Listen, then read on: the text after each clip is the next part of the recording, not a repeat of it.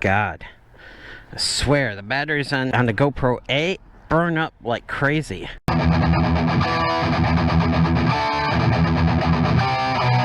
Hello riders, welcome to my channel. I'm Wild Rider, where I talk about motorcycle related content.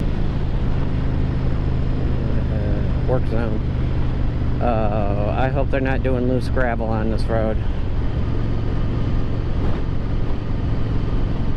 I got a bad feeling that they might be. I hate loose gravel. I nearly wipe out half the time on that. Ooh, blacktop. Hey, cool. That works for me. This area used to be pretty bad on here. Wow, they really... Yeah, especially in this area. It's like one of the worst roads. I would avoid this road. I'd avoid it too because a lot of these farmers for these fields just pull right out, dump dirt all over the blacktop, and it makes it impossible to be able to drive, at least if you're on a motorcycle. The 2008 Yamaha VStar 1100 Classic is actually a good bike to have if you're going to be going for long distances. Its average fuel consumption is somewhere between 35 to 39 miles per gallon. The tank holds up to just under 5 gallons. I believe it was set at 4.97. Why would you fill up the entire lane if you're going to be turning right?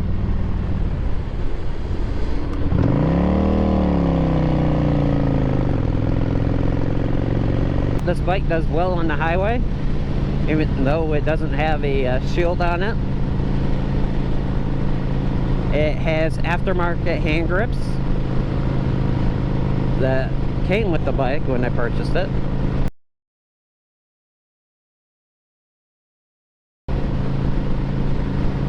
The hand grips themselves are nice and comfortable. I believe they got like a hard rubber on there.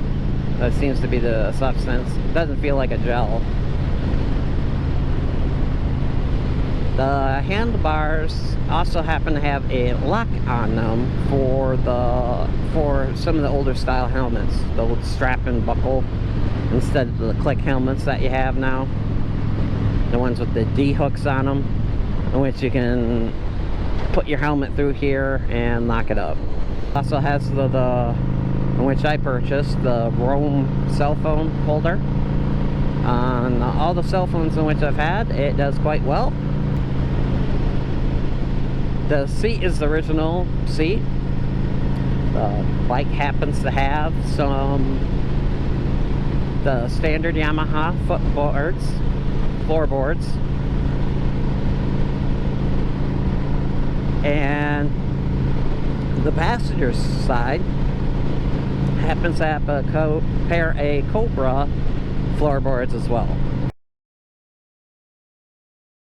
It was requested by the wife, so I swapped out the OEM pegs and installed the Cobra floorboards. This bike also happens to have a rack, a cargo rack, in which I picked up from eBay for $25. It's not original. It's mass produced.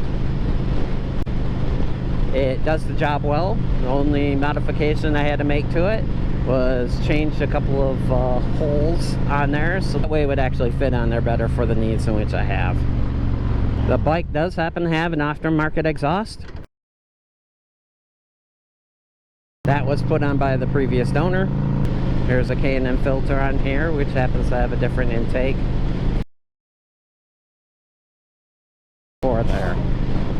My understanding from the previous owner is that no jetting was required when he went and installed that. Unfortunately, this bike is carbureted. This bike does do the job in which it needs to do, especially if you're doing highway riding. Do I recommend it for city riding? Not really. You want something that's a little bit more maneuverable and can react better. But it does do a good job for touring and for highway riding. And if you have a passenger on here, you can always adjust the center mount shock for the rear. to adjust the change in load that you're going to be having. Bike's passenger load is, I believe I read that you could get about 460 pounds on the bike and not bottom the bike, not have to bottom the shock out unless you take really bottom it out. Would I recommend a different shock on here? Yes, I would. Considering that the bike is 2008, so it is over 12 years old, and the shock probably needs to be replaced. Bike as it is does its job for me and does a great job for what it needs to do. Do I recommend this bike? Definitely. I give this bike a thumbs up. This is my review of the 2008 Yamaha VStar Classic. Let me know what you think of my review. And please go ahead and subscribe and click that like button. And click that bell button as well for notifications of any future videos that come out. I'm Rob Ryder, and as always, stay safe, and I'll see you in the next ride.